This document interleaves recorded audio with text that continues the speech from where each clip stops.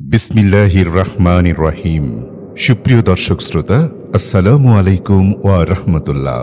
ঐতিহ্যবাহী বাগেরহাট জেলার কচুয়া উপজেলার সোনাকান্দর বন্ধুমহল ফাউন্ডেশনের উদ্যোগে ২০২৫ সালের ১১, ১২ ও ১৩ ফেব্রুয়ারি ৩ দিনব্যাপী ১২তম বার্ষিক তাফসিরুল কুরআন মাহফিল অনুষ্ঠিত হয়। উক্ত মাহফিলের দ্বিতীয় দিন গুরুত্বপূর্ণ বক্তব্য ও জ্বালাময়ী সঙ্গীত গেয়ে সবাইকে মুগ্ধ করেন জাগ্রত কবি আল্লামা মুহিব খান। ভিডিও ধারণ ও সম্পাদনায় উত্তর জনপদের জনপ্রিয় ইসলামিক মিডিয়া তাহজিব সেন্টার। ধারা বর্ণনায় আমি অ্যাডভোকেট আজহারুল ইসলাম রনি। কৃতজ্ঞতায় মাহফিল ইন্তেজামিয়া কমিটি।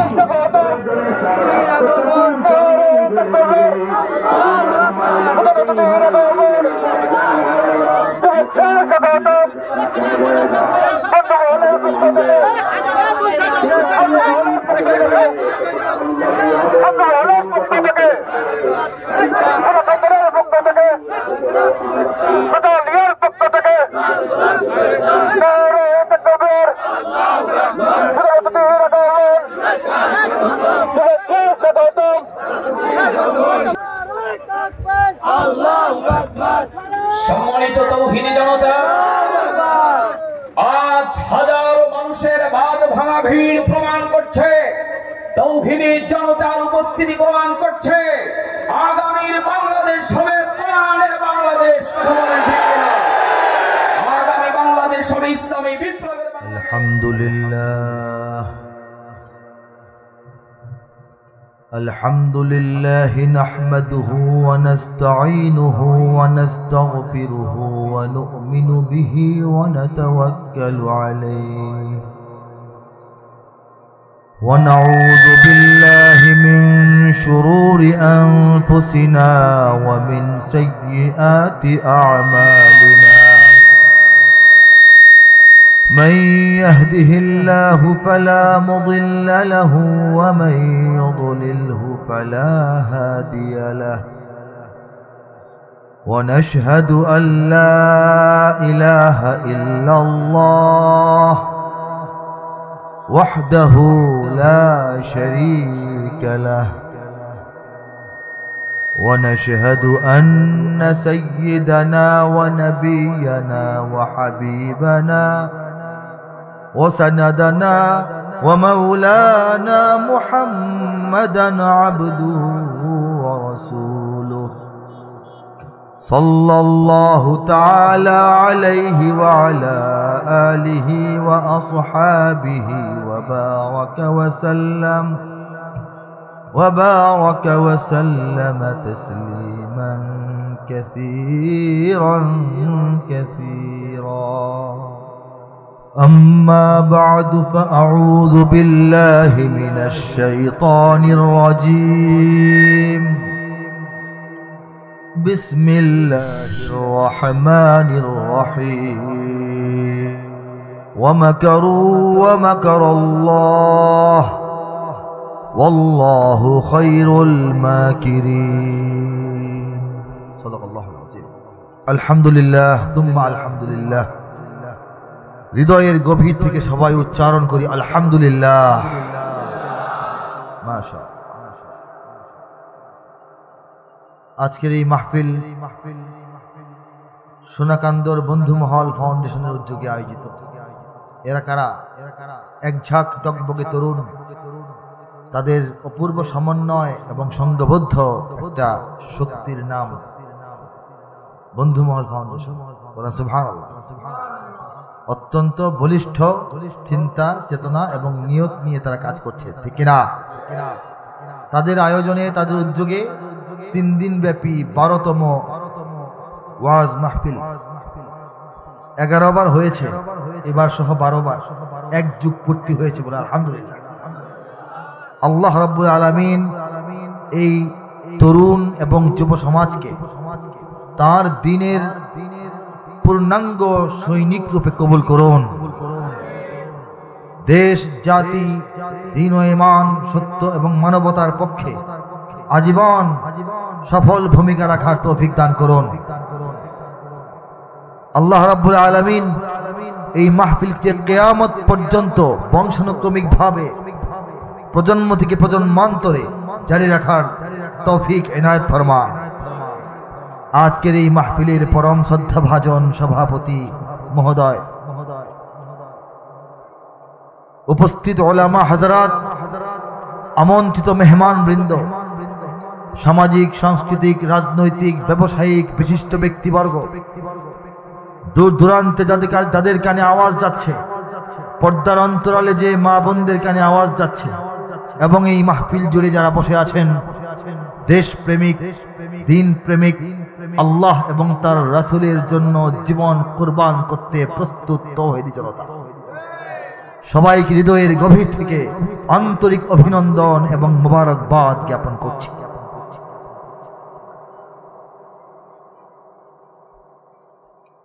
আমরা সবাই কেমন আছি? যারা ভালো আছি, সুখে আছি, আরামে আছি, সুবিধার মধ্যে আছি, লাভের মধ্যে আছি, তারা কেমন আছি? যারা কিছুটা অসুবিধার মধ্যে আছি, ঋণের মধ্যে আছি, অসুস্থতার মধ্যে আছি, মন খারাপের মধ্যে আছি, টেনশনে আছি, লসে আছি, তারা কেমন আছে? মাশাআল্লাহ। সুখে দুঃখে, আনন্দে বেদনায়, লাভে লসে, উত্থানে পতনে, সুবিধায় অসুবিধায়, সর্বাবস্থায় আল্লাহর শুকরিয়া ঘোষণা করার মতো তৌফিক আল্লাহ আমাদেরকে দিয়েছেন বলে আরেকবার বলি আলহামদুলিল্লাহ। আল্লাহ রাব্বুল আলামিন যখন হযরত আদম আলাইহিস সালামকে নিজের হাতে তৈরি করলেন, রূহ ফুঁকে দিলেন বুকের মধ্যে, না আদমের মূর্তির ডান পায়ের বুড়ো আঙ্গুল থেকে রূহ, সঞ্জীবনী শক্তি, প্রাণ শক্তি আল্লাহ পাক প্রথম ঢুকাই দিলেন। এটা আঙ্গুল থেকে নখ হলো, মাটির আদম নখ হলো, ত্বক হলো, লোম হলো, ভাঁজ হলো, আঙ্গুলের রেখা হলো, গোশত হলো, হাড্ডি হলো, রগ রেশা হলো, রক্ত প্রবাহিত হলো। এভাবে পা থেকে জিন্দা হতে হতে মাথার তালু পর্যন্ত গোটা শরীর জিন্দা হলো। আদম আলাইহিস সালাম একটা হাঁচি দিলেন। কি দিলেন? হাঁচি দেওয়ার পর তার অন্তর থেকে জবান ভরে একটা উচ্চারণ আসলো আলহামদুলিল্লাহ। আল্লাহ রাব্বুল আলামিন মতান্তরে উপস্থিত কোটি কোটি কোটি কোটি মালায়েকা ফেরেশতাগণ জবাব দিলেন ইয়ারহামুকুমুল্লাহ। বলেন সুবহানাল্লাহ। তো মানুষের সৃষ্টির প্রথম মুখের কথাটা কি? আবার এই মানব জাতি দুনিয়ায় বিচরণ করতে করতে এই মানুষের জীবনের কিচ্ছা কাহিনী যখন শেষ হবে, উত্থান পতন ভালো মন্দের এই জীবন যখন শেষ হবে, দুনিয়ার সমস্ত বিষয় আশয় যখন শেষ হবে, কবর জীবন পার হয়ে আখিরাতের জীবনে মানুষ প্রবেশ করবে, হাসর ময়দানে সমস্ত মানুষকে একত্রিত করা হবে, দেন দরবার বিচার আচার সালিশ হবে, আমল নামা পৌঁছে দেওয়া হবে এবং যার যার আমল নামা অনুযায়ী জান্নাত জাহান্নামের ফয়সালা হবে। জাহান্নামীরা জাহান্নামে যাবে, জান্নাতীরা জান্নাতে যাবে। জাহান্নাম থেকে রাসূলুল্লাহ সাল্লাল্লাহু আলাইহি ওয়াসাল্লামের সুপারিশে বিভিন্ন মেয়াদে বিভিন্ন পর্যায়ে আরো যারা জান্নাতে আসবে, আল্লাহ যাদেরকে বিভিন্ন গুনাহের শাস্তি দিয়ে ঈমানের কারণে আবার জান্নাতে নিয়ে আসবেন, এই কাহিনীগুলি শেষ হওয়ার পর চূড়ান্তভাবে যখন জাহান্নামীরা জাহান্নামে, জান্নাতীরা জান্নাতে ঢুকে যাবে, তখন তাদের সিদ্ধান্ত হবে খালিদিনা ফিহা আবাদা। এরাও এখানে অনন্তকাল থাকবে, তারাও সেখানে অনন্তকাল থাকবে। তখন ফেরেশতারা জিজ্ঞেস করবে জান্নাতবাসী মুমিনদেরকে, জান্নাত লাভের পর, চূড়ান্ত জান্নাত, অনন্তকালীন জান্নাত লাভের পর আপনাদের অভিব্যক্তি কি, আপনাদের মনের কথা কি, আপনাদের অনুভূতি কি একটু জানান। সাংবাদিকরা জিজ্ঞেস করে, তখন জান্নাতবাসী বলবে ওয়া আখিরু দাওয়ানা আনিল হামদুলিল্লাহি রাব্বিল আলামিন। বলেন সুবহানাল্লাহ। আল্লাহ এবং রাসূল যত ওয়াদা আমাদেরকে দিয়েছেন, কোরআনে, কিতাবে, আলেম ওলামার জমানে, মাহফিলে যতভাবেই পাইছি, এই সমস্ত কিছু আমরা সত্য পেয়েছি এবং আমাদের শেষ কথা, শেষ বাক্য, শেষ অভিব্যক্তি, শেষ অপিনিয়ন, শেষ মতামত হচ্ছে সমস্ত প্রশংসা জগৎ কুলের রব একমাত্র আল্লাহ। এই জন্য আলহামদুলিল্লাহ হচ্ছে আমাদের শুরুর কথা এবং শেষের কথা। বলেন সুবহানাল্লাহ। আল্লাহ রাব্বুল আলামিন পৃথিবীর সমস্ত মানুষকে অসংখ্য অগণিত অগণন নিয়ামত দিয়ে ভরপুর করে রেখেছেন। সেই অগণন নিয়ামত আমরা কল্পনাও করতে পারি না, গুণা শেষ করবো কিভাবে?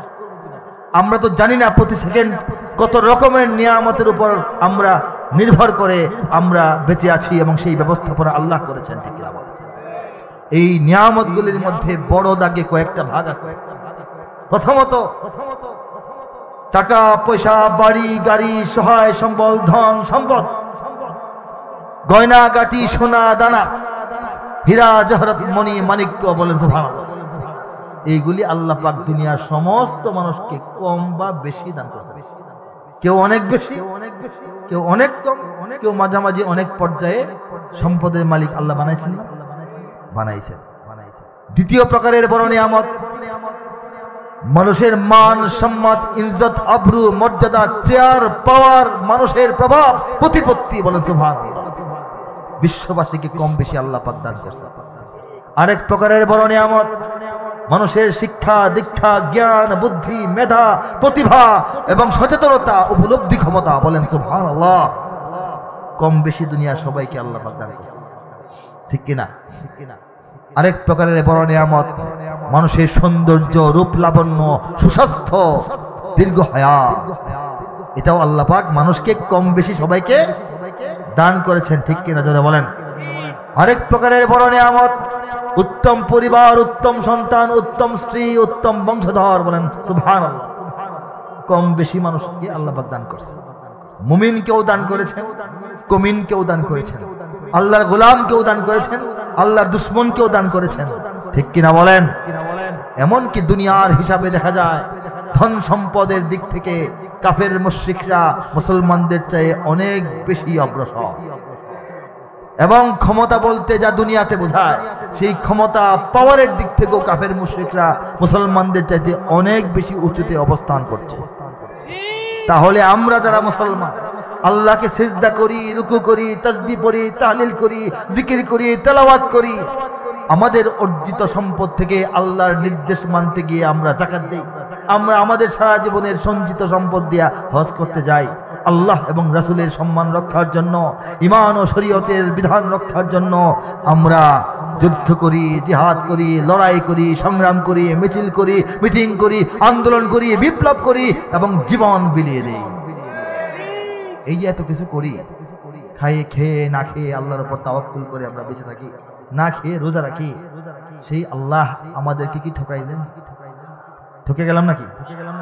আমরা ঠকি নাই। বলেন আলহামদুলিল্লাহ।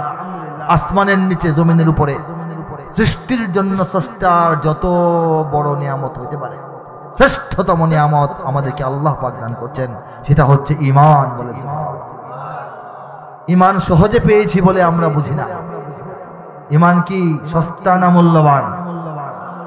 খুব সহজ না কঠিন জটিল ব্যাপার? কঠিন জটিল। উদাহরণ দিচ্ছি।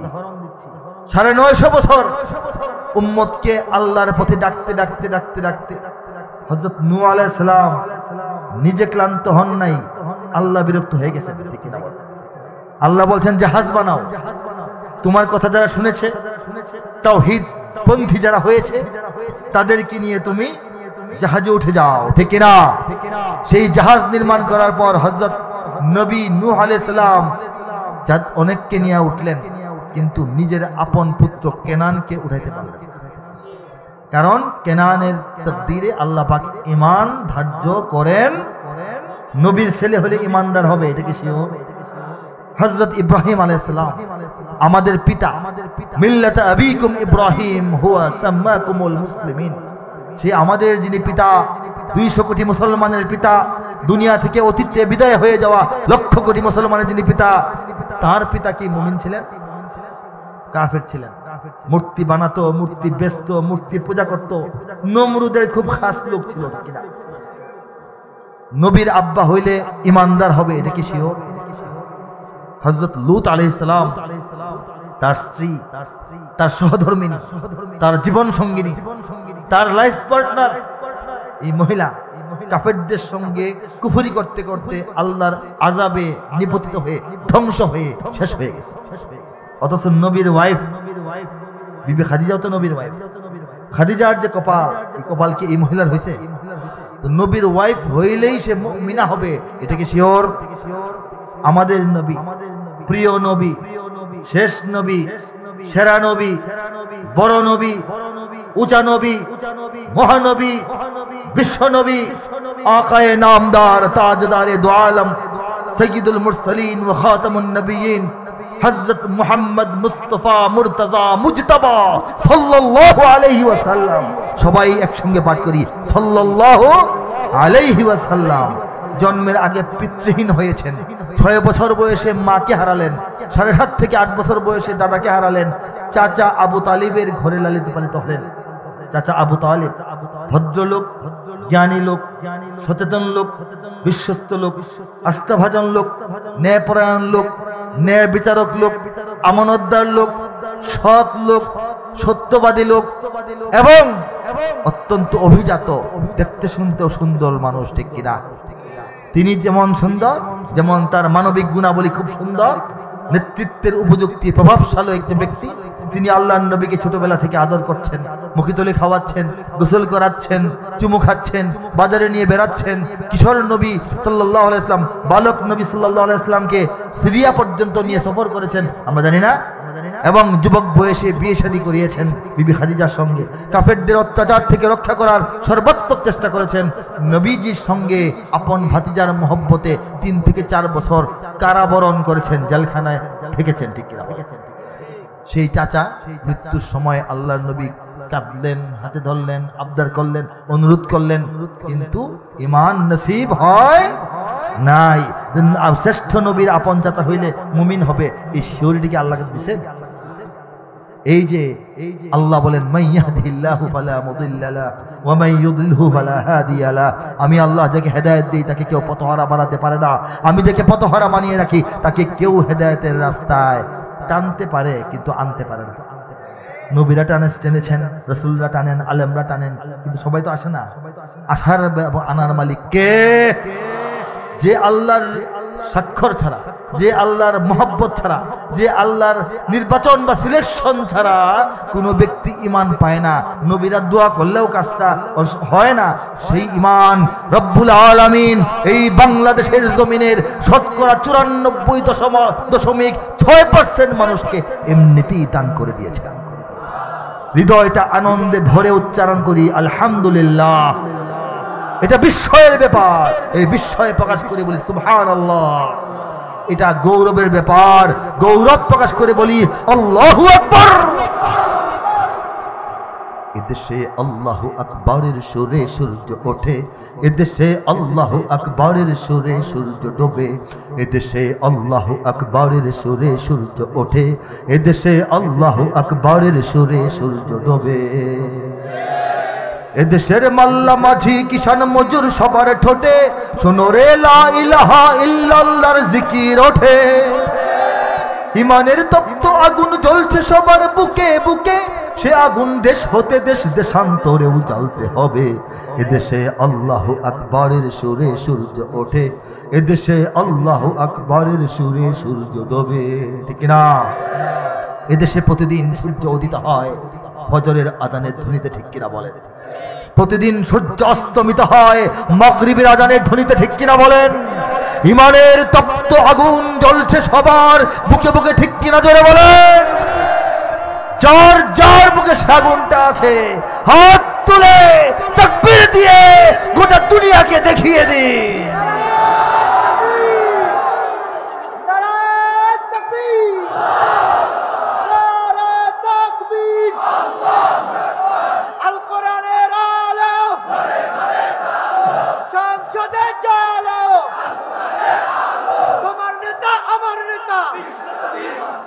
বিশ্বনবী মুস্তাফা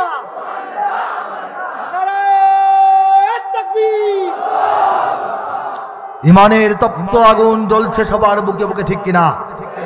সে আগুন দেশ হতে দেশ দেশান্তরেও জ্বালতে হবে। আমরা তৈরি আছি কিনা বলেন?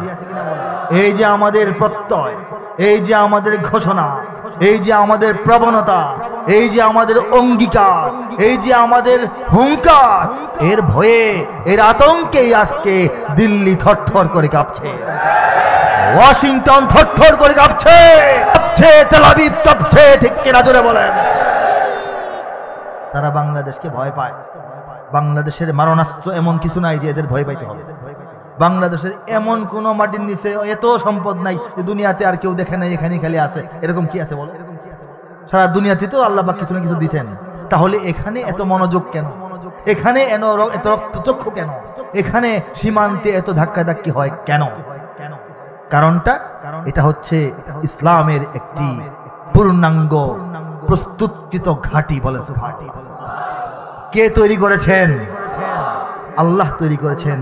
আল্লাহর তাকওয়িনী ফয়সালা কুদরতি ব্যবস্থাপনায় এই সাগর পারের মাটি, এই বন জঙ্গলের দেশ, এই পোকামাকড়ের দেশ, এই গরিব মানুষের দেশ, এই অশিক্ষিত বেশিরভাগ মূর্খ মানুষের দেশটাকে আল্লাহ এত ভালোবেসেছেন, এত মায়া করেছেন, এত দয়া করেছেন, এতই এটাকে নির্বাচিত করেছেন যে সারা দুনিয়ায় 200 কোটি মুসলমান, 10 ভাগের 1 ভাগ 20 কোটি মুসলমান শুধু বাংলাদেশে দিয়ে দিয়েছেন।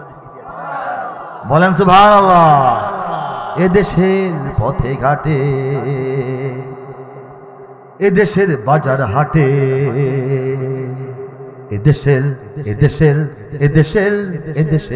এদেশের গঞ্জে গ্রামে খুদার নামের তসবিহাতে কত পীর আউলিয়াদের অশ্রু ঝরে গভীর রাতে।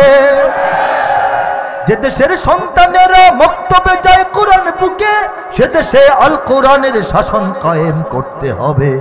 এদেশে আল্লাহু আকবরের সুরে সূর্য ওঠে, এদেশে আল্লাহু আকবরের সুরে সূর্য ডোবে। এদেশের জলে স্থলে, এদেশের ফুল ফসলে,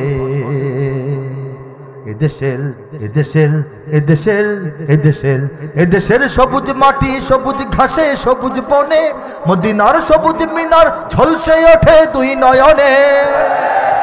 এদেশের শিকড় তো নয় দিল্লিতে বা ওয়াশিংটনে, এদেশের শিকড় তো নয় দিল্লিতে বা ওয়াশিংটনে, এদেশের শিকড় জানি ছড়িয়ে আছে দূর আরবে। এদেশে আল্লাহু আকবরের সুরে সূর্য ওঠে, এদেশে আল্লাহু আকবরের সুরে সূর্য ডোবে। এদেশে আল্লাহু আকবরের সুরে সূর্য ওঠে, এদেশে আল্লাহু আকবরের সুরে সূর্য ডোবে। ঠিক কিনা? এদেশের শিকড় তো নয় দিল্লিতে বা ওয়াশিংটনে, এদেশের শিকড় যে দিল্লিতে নয়। দিল্লিকে এই কথাটা আমরা মোটামুটি বুঝিয়ে দিতে পেরেছি। দিল্লি পিছু হটেছে, ওয়াশিংটন সামনে আগাচ্ছে। এদেশের রাজনীতিকে সুশৃঙ্খল করার জন্য, নির্বাচনকে বিশ্বাসযোগ্য করে তোলার জন্য, অর্থনীতির চাকাকে ঘোরানোর জন্য এবং বিজ্ঞান প্রযুক্তির সহায়ক শক্তি হিসাবে দুনিয়ার যে কোনো বন্ধুকে আমরা কাছে রাখতে পারি। কিন্তু নতুনভাবে কেউ যেন আর প্রভু হয়ে না উঠতে পারে। ঠিক কিনা বলেন? নতুনভাবে প্রভুত্ব করার চেষ্টা যদি করে, পৃথিবীর যে কোনো পরাশক্তি হোক না কেন, আমরা তাদেরকে আরেক পৃষ্ঠার সবক শিখায় দেওয়ার জন্য তৈরি আছি কিনা? লিল্লাহি তাকবীর, লিল্লাহি তাকবীর। বাংলার ইতিহাসে যখনই শত্রু আসে, পালাবার পথ খুঁজে পায় না। বাংলার ইতিহাসে যখনই শত্রু আসে, পালাবার পথ খুঁজে পায় না। ইংরেজ বেনিয়ারা এখানে খেয়েছে, তারা পালিয়ে গিয়েছে পাক হয় না। বুঝে নিক আমেরিকা, বুঝে নিক ইন্ডিয়া, বুঝে নিক রাশিয়া ও চায়না। বুঝে নিক আমেরিকা, বুঝে নিক ইন্ডিয়া, বুঝে নিক রাশিয়া ও চায়না। মুমিনের এই মাটি, ইমানের এই ঘাটি কিছুতেই কেড়ে নেওয়া যায় না। মুমিনের এই মাটি, ইমানের এই ঘাটি কিছুতেই কেড়ে নেওয়া যায় না, যায় না, না না। মুমিনের এই মাটি, ইমানের এই ঘাটি কিছুতেই কেড়ে নেওয়া যায় না। কেড়ে নেওয়া যাবে? সাহাবায়ে কেরামের আগমনে এই দেশ হাজারো বছর আগে ধন্য। ওলিদের মেহনতে গড়ে ওঠা এ জমিন কোটি কোটি মুমিনের জন্য, কোটি কোটি মুমিনের জন্য। এ মাটির ভাজে ভাজে শহীদের খুন আছে, এ জমিন কখনো শুকায় না। এ এ মাটির ভাজে ভাজে শহীদের খুন আছে, এ জমিন কখনো শুকায় না, এ জমিন কখনো শুকায় না। মুমিনের এই মাটি ইমানের এই ঘাটি কিছুতেই কেড়ে নেওয়া যায় না। কথা ঠিক না? আল্লাহু আকবার। এখানে লক্ষ প্রাণ আকাশে দেয় আজান, জমিনে লুটায় কোটি কোটি শির। এখানে হাওয়ার আগে হাজারো কণ্ঠে জাগে, দিকে দিকে নারায়ে তাকবীর, দিকে দিকে নারায়ে তাকবীর। এখানে প্রতিদিন লক্ষ লক্ষ মসজিদ থেকে লক্ষ লক্ষ মুয়াজ্জিনের কণ্ঠে আল্লাহু আকবরের আযানের ধ্বনি এই বাংলার আকাশে বাতাসে ছড়িয়ে যায়। সেই ধ্বনি প্রতিধ্বনিত হলে কোটি কোটি কপাল, কোটি কোটি শির আল্লাহর সামনে বাংলার জমিনের পবিত্র ধুলোবালির মধ্যে সিজদায় লুটিয়ে পড়ে। এই ঘটনাটা আমাদের এই দেশের এই জমিনে ঘটে। গৌরব করে আনন্দের সঙ্গে আঙ্গুল দিয়ে দেখান কোন জমিনে, কোন জমিনে? এই জমিন রক্ষার জন্য জীবনটা বিলায় দিতে এক সেকেন্ড দেরি করব? চিন্তা করব? এই জমিন আল্লাহর জমিন, ইসলাম কায়েম করার জন্যে 20 কোটি মুসলমানের হাতে আল্লাহ পাক এই জমিন দান করেছেন। আমাদেরকে এই জমিনের মালিকানা দান করেছেন। যদিও আমাদেরকে ভাড়াটিয়া বানানোর চেষ্টা করা হয়, কিন্তু ওরা বোঝে না আমরা ভাড়াটিয়া নই, অন্যরা ভাড়াটিয়া। তাদেরকে কতদিনের জন্য বাসায় রাখবো, কতদিনের জন্য রাখবো না, কারে কয়টা রুম দিব, কার ভাড়া কত ধার্য করব, কার ভাড়া বাড়াবো, কার ভাড়া কমাবো, কাকে বিদায় করব, কাকে মাল সহ বিদায় করব, কার মাল তালা মেরে রেখে বিদায় করব, এই চিন্তা, এই পরিকল্পনা, এই সিদ্ধান্ত বাংলাদেশের তৌহিদি জনতা গ্রহণ করবে। ঠিক কিনা বলেন? এখানে গ্রাম শহরে কি হয় বলবো? প্রস্তুত ঘরে ঘরে। কারা প্রস্তুত বলবো? বলবো কিনা? এখানে গ্রাম শহরে প্রস্তুত ঘরে ঘরে আল্লাহর সেনারা ঘুমায় না। এখানে গ্রাম শহরে প্রস্তুত ঘরে ঘরে আল্লাহর সেনারা ঘুমায় না, আল্লাহর সেনারা ঘুমায় না। মুমিনের এই মাটি ইমানের এই ঘাটি কিছুতেই কেড়ে নেওয়া যায় না, যায় না, না না। মুমিনের এই মাটি ইমানের এই ঘাটি কিছুতেই কেড়ে নেওয়া যায় না। আল্লাহ রাব্বুল আলামিন নবী সাল্লাল্লাহু আলাইহি ওয়াসাল্লামকে যখন নবুয়ত দান করলেন প্রকাশ্যে, নবুয়ত প্রকাশ পেল নবীজি 40 বছর বয়সে। ঠিক কিনা বলেন? এরপর নবীজি 13 বছর ছিলেন কোথায়? মক্কায়। হিজরত করে গিয়ে আরো 10 বছর কোথায়? মদিনায়। মক্কার 13 বছরের যখন চলে, প্রথম দিকে শুরুর দিকে নতুন নতুন সাহাবী যারা গোলামরা ইসলাম কবুল করছেন, অসহায় দরিদ্র মানুষরা ঈমান কবুল করছেন। এই দরিদ্র নবীন সাহাবীদের উপর কাফের মুশরিকদের অত্যাচার নির্যাতন বেড়ে গেল। নবীজি বললেন, তোমাদের মধ্যে যাদের পক্ষে সম্ভব আবিসিনিয়ায় হিজরত করে চলে যাও। একটা দেশের নাম, বর্তমানে এটার নাম ইথিওপিয়া। সৌদি আরব থেকে একটা লোহিত সাগর পার হলেই ওইটা পাওয়া যায়। সাহাবায়ে কেরাম অনেকেই চলে গেলেন, 80 থেকে 90 জনের কাফেলা। সেই সাহাবীরা পরবর্তীতে সবাই আর মক্কা মদিনায় ফিরে আসেন না, ইতিহাসে পাওয়া যায় না, সবাইকে পাওয়া যায় না। হিজরতের সময় নাই, বদর যুদ্ধে নাই, মসজিদ নববী নির্মাণে নাই, সুলহে হুদায়বিয়ায় নাই, বায়াতের দোয়ানে নাই, মক্কা বিজয়ে নাই। সেই আবিসিনিয়ায় যাওয়া কিছু সংখ্যক সাহাবীরা কোথায় গেলেন? তারা ভাবলেন মক্কার অবস্থা খারাপ, নবীর পরামর্শে চলে আসছি, মক্কার অবস্থা কবে ভালো হবে এটা আল্লাহর হাতে। নবীজিকে পাহারা দেওয়ার জন্য আল্লাহ আছেন, আরো মুমিনরা আছে। আমরা যেখানে আল্লাহ নবী পাঠাইছেন এখানে আরাম, কিন্তু এখানে থাকবো না। দ্বীনের দাওয়াত নিয়ে আমরা সারা দুনিয়ায় ছড়িয়ে যাব। এই ছড়িয়ে যাওয়া মুসলমানদের মধ্যে নবী সাল্লাল্লাহু আলাইহি ওয়াসাল্লামের আম্মা হযরত আমিনা, তার আপন চাচাতো ভাই, নবীজির চাচাতো মামা হযরত আবু ওয়াক্কাস রাদিয়াল্লাহু তাআলা আনহু, সাদ ইবনে আবি ওয়াক্কাস তার আব্বা। সেই আবু ওয়াক্কাসের নেতৃত্বে 4 থেকে 8 জন সাহাবীর একটি কাফেলা সমুদ্র পার হয়ে মাল ভর্তি জাহাজ নিয়ে, হৃদয় ভর্তি ঈমান নিয়ে আরব সাগর, ভারত সাগর পাড়ি দিয়ে তারা চট্টগ্রাম অঞ্চল দিয়ে আমাদের বাংলাদেশে প্রবেশ করেন। সময়টা কখন জানেন? নবীজি তখনও মক্কায়, বলেন সুবহানাল্লাহ। মদিনাবাসী তখনও নবীজিকে পায় নাই, তখনও তলাল বাদ্দু আলাইনা গায় নাই, তখনও মসজিদে কুবাত নির্মাণ হয় নাই, মসজিদে নবমীর স্থান নির্ণয় হয় নাই। বদর যুদ্ধটা আরো পরে, তখনই নবী হলেন মক্কায় আর ইসলাম হলো বাংলাদেশে, বলেন সুবহানাল্লাহ। সেই ইসলামকে ধাক্কা মারলেই পড়ে যাবে, ঠেলা দিলেই সরে যাবে, ফু দিলেই উড়ে যাবে, ধমক মারলেই পিছিয়ে পড়বে নাকি? সেই ইসলাম অত্যন্ত গভীরে পতিত ইসলামের শিকড়, ঠিক কিনা? পান থেকে সুপারি ফেলে দেওয়া যায়, ক্ষয়ের পরিবর্তন করা যায়, জর্দা পরিবর্তন করা যায়, চুন কমানো যায়, বাড়ানো যায়, কিন্তু চিনি এবং পানি মিশানো শরবত থেকে চিনি আলাদা করা যায় না, ঠিক কিনা? বাংলাদেশ এবং ইসলাম দুইটাকে আল্লাহ পাক চিনি পানির মতো মিশাইয়া ফেলেছেন। এখন যাদের এই শরবত খেতে ভালো লাগবে না, তারা বিশ্বের যে কোনো দেশের টিকিট কেটে বিমানে উঠে চলে যাওয়ার সুযোগ রাখে, এছাড়া অন্য কিছু করার নাই, ঠিক কিনা বলেন?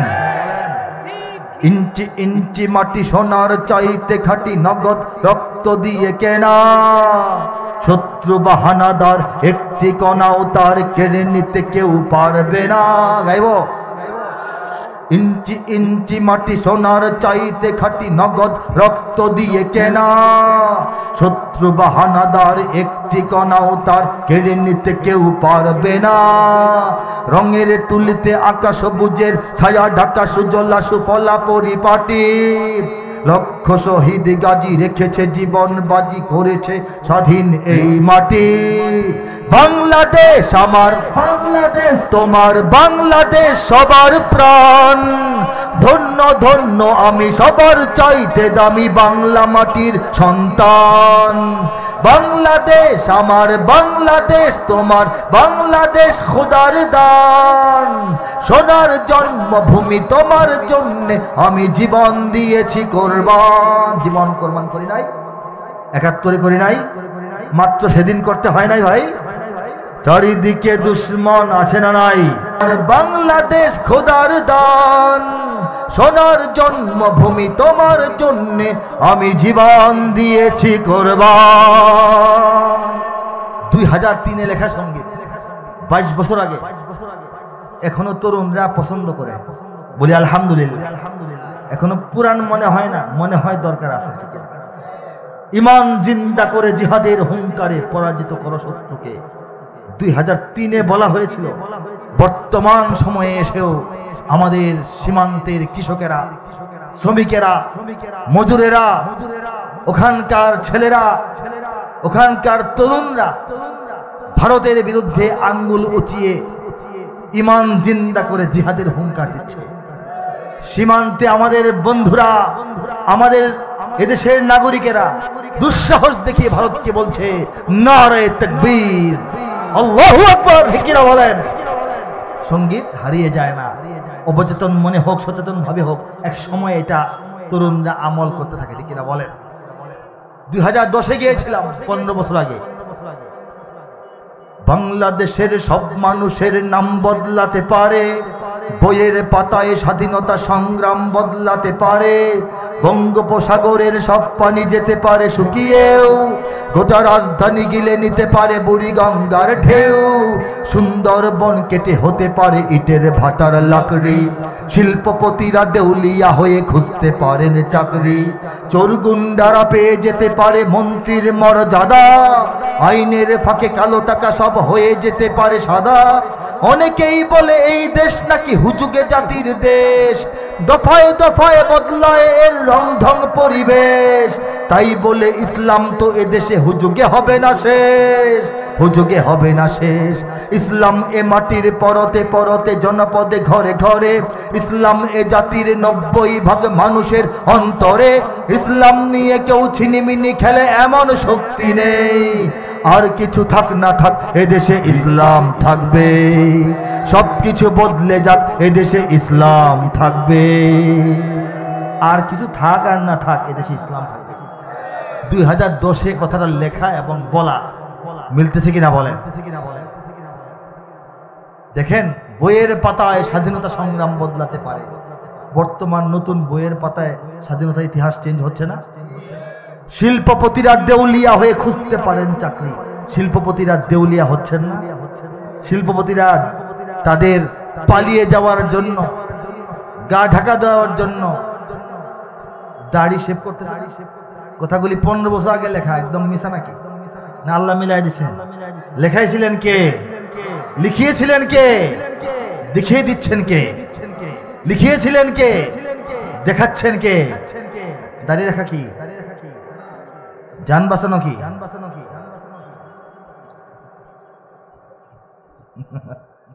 মাশাআল্লাহ, সবাই মুফতি সাহেব। মাশাআল্লাহ, ফতোয়া নিজেরাই দিতে পারে সবাই। আলহামদুলিল্লাহ বলে, আলহামদুলিল্লাহ বলে। শোনেন, এই দেশ নিয়ে যারাই চক্রান্ত করবে তারা ব্যর্থ হবে, এটা কোরআনে আল্লাহ পাক বলছেন। বলে আলহামদুলিল্লাহ। কবে বললেন, কোথায় বললেন? শুনবেন না? আল্লাহ বলেছেন ওয়া মাকারু ওয়া মাকারাল্লাহ ওয়াল্লাহু খায়রুল মাকিরিন। ওরা, আমার দুশমনরা, নবীর দুশমনরা, ইমানদার বান্দাদের দুশমনরা, দ্বীন ও ইসলামের দুশমনরা প্রতিনিয়ত অবিরাম ষড়যন্ত্র করতেই থাকে। আল্লাহ বলতেছেন ওয়া মাকারাল্লাহ, আল্লাহ তার পরিকল্পনা এবং কৌশল সঠিকভাবে ধার্য করে রাখেন। ওয়াল্লাহু খায়রুল মাকিরিন, আল্লাহই হচ্ছেন সর্বশ্রেষ্ঠ, সর্বোচ্চ, সর্বোত্তম পরিকল্পনাবিদ। ওদের পরিকল্পনা ছিল বাংলাদেশে মসজিদগুলি মৃতপ্রাণ হয়ে যাক, আল্লাহ পাক মসজিদকে জিন্দা করছেন। করোনার সময় মুসল্লি আরো বাড়ায় দিয়েছেন, তারাবির নামাজে ভিড় হয় আরো বেশি, কিনা বলে? তারা চাইছিল মাদ্রাসাগুলো সন্ত্রাসবাদ, জঙ্গিবাদের বদনামে বন্ধ হয়ে যাক, মাদ্রাসা বন্ধ না, আরো বাড়তেছে। বলেন, হাফেজ কমে না বাড়ে? আলেম কমছে না বাড়ছে? মাহফিল বন্ধের ষড়যন্ত্র অনেক হয়েছে, কমেছে না বেড়েছে?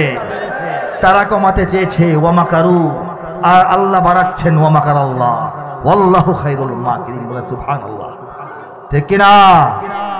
আরে মনে করে দেখেন, ইসলাম থাকবে না, ইসলাম রাখবো না, ইসলাম রাষ্ট্র ধর্ম দরকার নাই, এগুলি একটা লোক বলছিল না? এটা বইলা শেষ করতে পারে নাই, দেখে ইসলাম আছে ঠিকই, তার চেয়ারটা নাই। মন খারাপ করে বাড়িতে গিয়ে শুয়ে আছে, একটা ফ্যান খুলে আবার মাথার মধ্যে বসছে। খবর পাইছিলেন না? আরেক লোক 116 জন ওলামা যারা বক্তা, আলোচক, তাদের নাম লিস্টি করে জমা দিছিল যাতে এদেরকে হয়রানি করা হয়, আলেমদেরকে।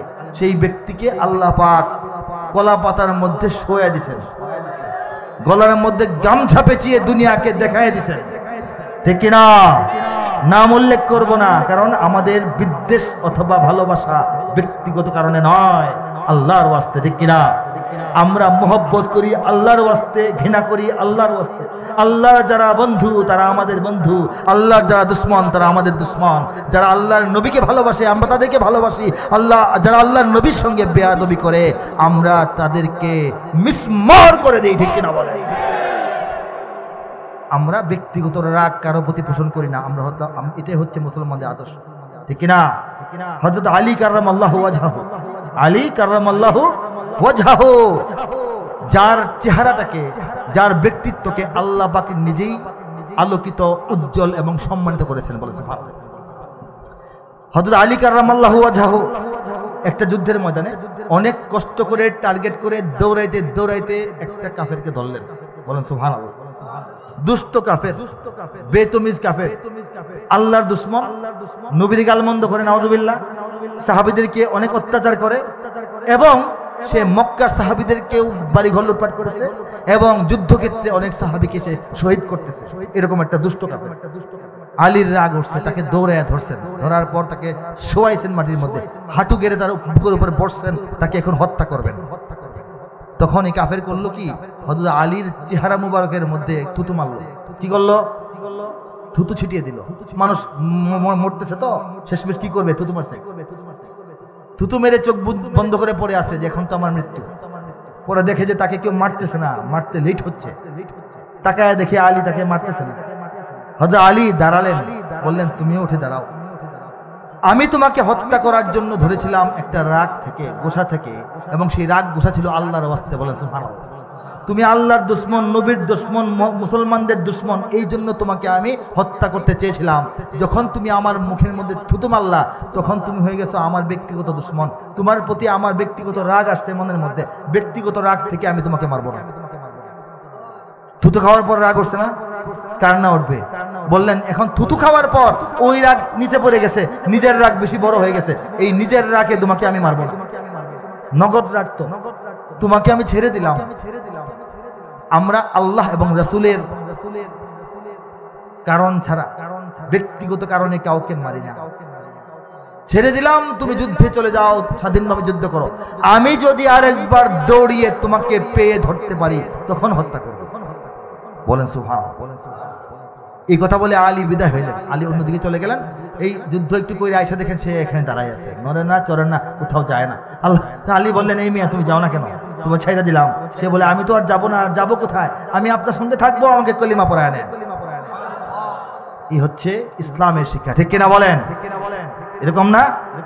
ওয়াহশী হাবশী একজন গোলাম, সন্ত্রাসী, দুষ্কৃতিকারী, গুপ্ত ঘাতক, যত শব্দ আছে তার ব্যাপারে বলতে পারেন ইসলাম গ্রহণের আগে।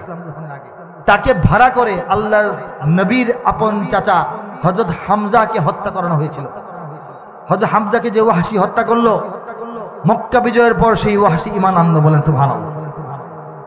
নবী যখন বয়ান করতেন, মসজিদে বসতেন, মাহফিলে বসতেন, সাহাবায়ে কেরাম বসা, ওয়াহশীও বসা, তিনিও তো তখন রাদিয়াল্লাহু আনহু, ঠিক কিনা বলেন? তিনি ইসলাম গ্রহণের সঙ্গে সঙ্গে আল্লাহ ওনার উপর সন্তুষ্ট, তিনিও আল্লাহর উপর সন্তুষ্ট। অথচ আমাদের হামজা আসাদুল্লাহি ওয়া আসাদু রাসূলি, আল্লাহ এবং রাসূলের সিংহ হামজা, আমাদের সবচেয়ে বড় নেতা ছিলেন হামজা। যুদ্ধের ময়দানে সেই সিপাহ সালারকে যে গুপ্ত হত্যা করেছে, সেই লোকটা ইসলাম গ্রহণের পর মুসলমানরা তাকে বন্ধু বানায় নিয়েছে। নবীজি বলতেন ওয়াহশী, জি হুজুর, আমি যখন কথাবার্তা বলি, আলোচনা করি, মঞ্চে বসি, তখন চোখের বরাবর সামনে তুমি বসো না, তোমার দিকে তাকাইলে আমার খারাপ লাগে। হাউমাউ করে কাইন্দা দিয়ে আইলো, ইয়া রাসূলুল্লাহ আমাকে কি মাফ করেন নাই? সাংঘাতিক অপরাধ করছি, আল্লাহ কি মাফ করে নাই? আপনি যদি আমার দিকে রাগ গোসা থাকেন আমি তো জাহান্নামে যাব। নবীজি বললেন আল্লাহ মাফ করছেন, আমিও মাফ করছি, এবং তুমি জান্নাতে যাবা সেই দোয়াও করতেছি। তোমার দিকে একটু পরিমাণও আমার রাগ নাই। তুমি ঈমান এনেছো, জাহান্নাম থেকে নিজেকে বাঁচিয়ে আমাদের সঙ্গে এসছো, এতেই তো আমরা খুশি। কিন্তু তোমাকে দেখলে আমার চাচা কথা মনে হয়। এটা তোমার দিকে রাগ না, তোমাকে দেখলে ঘটনাটা মনে হয়। হবে না? হবে কিনা বলেন? তার দিকে আল্লাহ নবীর রাগ নাই, কিন্তু তাকে দেখলে চাচাকে হত্যার কাহিনীটা মনে হবে কিনা? এই জন্য তুমি আড়ালে বসো। এই হচ্ছে ইসলাম। বলেন সুবহানাল্লাহ। এই জন্য আমরা যারা বিশেষভাবে ইসলামের দুশ্মনী করে, নাম উচ্চারণ করে বলতে ভালো লাগে না, বলি না, তারাও যদি মুমিন হয়ে, মুসলমান হয়ে, তওবা করে, পরহেজগার হয়ে এখানে আসে, মাহফিল শুনতেও পারে, মাহফিল করতেও পারে, আমরা বসে শুনবো, অসুবিধা আছে?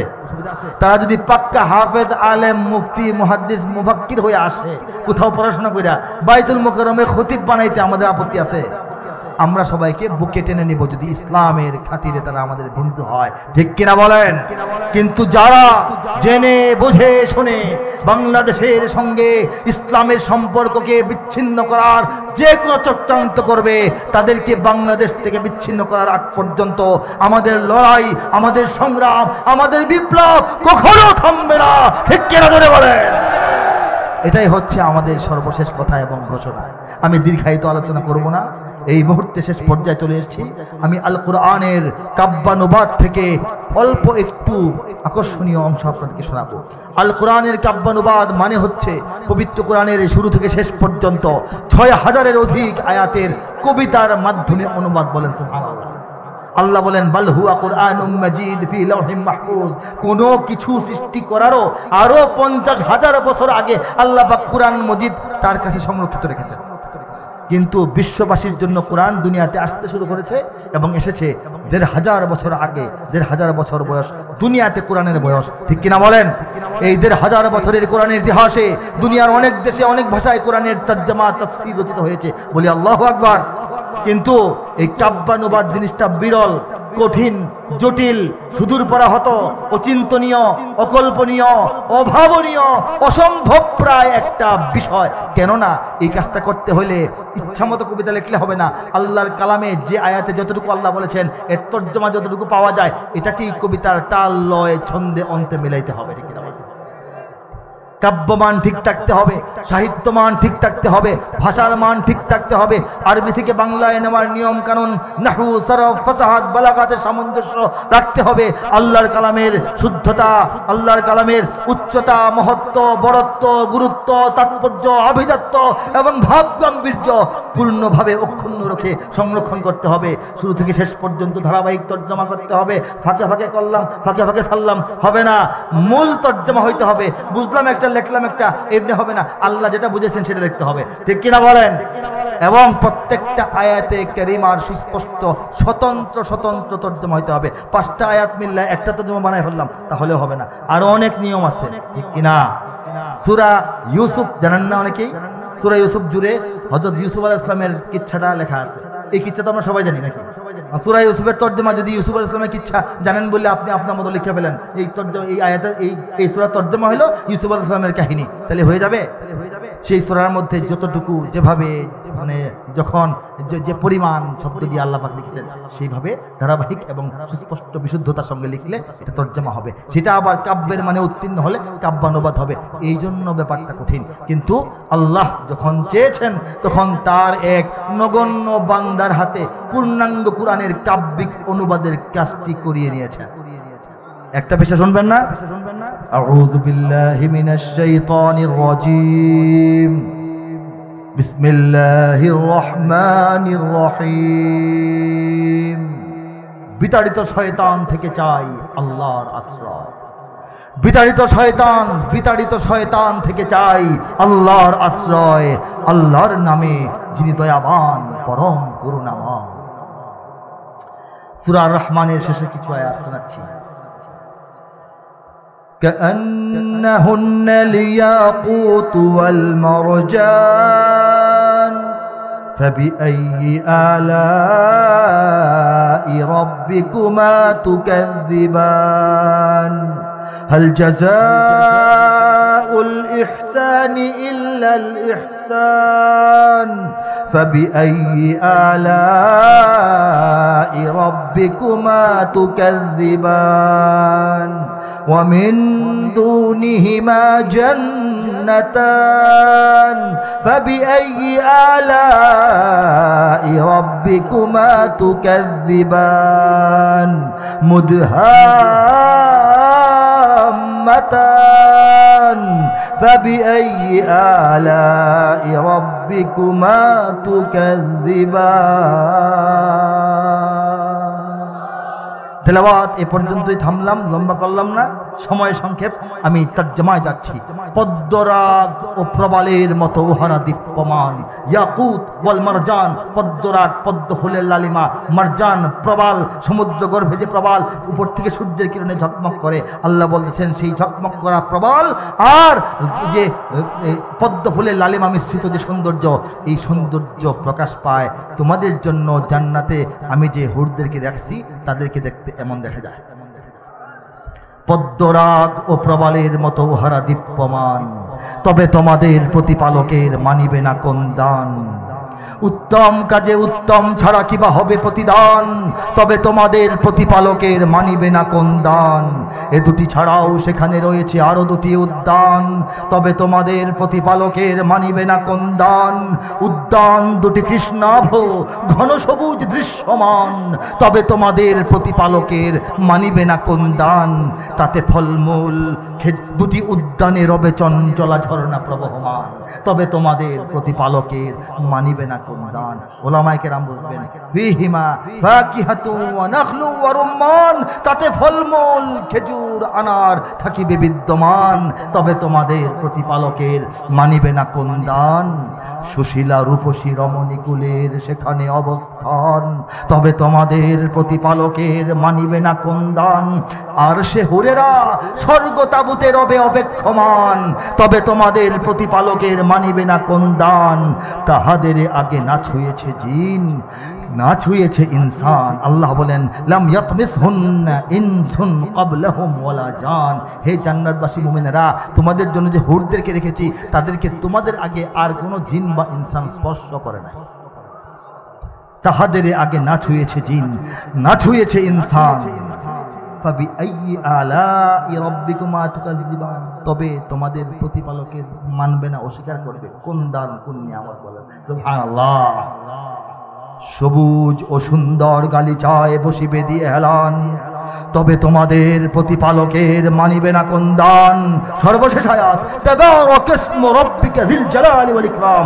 আল্লাহর দয়ায়, আল্লাহর মায়ায়, আল্লাহর ইচ্ছায়, আল্লাহর ফয়সালায়, আল্লাহর তাকওয়িনী ব্যবস্থাপনায়, কুদরতি সহায়তায় এই বান্দার হাতে যে তরজমা দাঁড়িয়েছে সেটি হচ্ছে কত সুমহান হে নবী তোমার রবের নামের শান। কত সুমহান হে নবী তোমার রবের নামের শান। মহান অনুভব গৌরবময় তিনি মহামহিয়ান। এই তালে, এই মিলে, এই স্টাইলে, এই ডিজাইনে, এই রকমের যেভাবে শোনাইলাম, পূর্ণ কোরআনের ৬,০০০-এর অধিক আয়াত। এই আয়াতগুলি লম্বা হোক, খাটো হোক, ছোট হোক, বড় হোক, এটা জটিল, কঠিন, সহজ, সরল যেমনই হোক, সমস্তগুলি আয়াতের তরজমার কাজ আল্লাহ পাক যেমনে শোনালাম এমনি কইরা দিয়েছেন মাত্র 240 দিনের মেহনতে। নিঃসন্দেহে কোরআনের মর্যাদা এবং আল্লাহর দান, ঠিক কিনা বলেন? আল্লাহ পাক কবুল করুন বলি আমিন আমিন। আমি কথা আর দীর্ঘায়িত করব না, বিদায় নিচ্ছি। অনেক সময় আপনাদেরকে কষ্ট দিয়েছি, আমি কিছু কথা বলেছি হয়তো বা এলোমেলো, আপনারা মনে রাখলে মনে থাকবে যে এই দেশের মানুষকে, নবীর ঘরের মানুষকে যে ঈমান আল্লাহ দেন নাই আমাদেরকে দিয়েছেন। 200 কোটি মুসলমানের মধ্যে 20 কোটি বাংলাদেশে দিয়েছেন, এবং আল্লাহ পাক তারা ষড়যন্ত্র করে, আল্লাহ পরিকল্পনা করেন, এবং আল্লাহর পরিকল্পনায় বাংলাদেশে বিজয়ী হচ্ছে এবং হবে। ওয়া আখিরু দাওয়ানা আনিল হামদুলিল্লাহি রাব্বিল আলামিন ওয়াসসালাতু ওয়াসসালামু আলা সাইয়্যিদিল মুরসালিন। আসসালামু আলাইকুম ওয়া রাহমাতুল্লাহি ওয়া বারাকাতুহু। আরেকটা গজল লাগবে। যদি আমার দেশের সীমানা বন্ধু মুছে দিতে কেউ চায়, যদি আমার মাটির ধন সম্পদ লুটে নিতে কেউ চায়, যদি আমার সাগরে আমার পাহাড়ে ফেরায় লোভের চোখ, আমি প্রতিবাদে জ্বলে উঠবই, তবে যা হবার তাই হোক।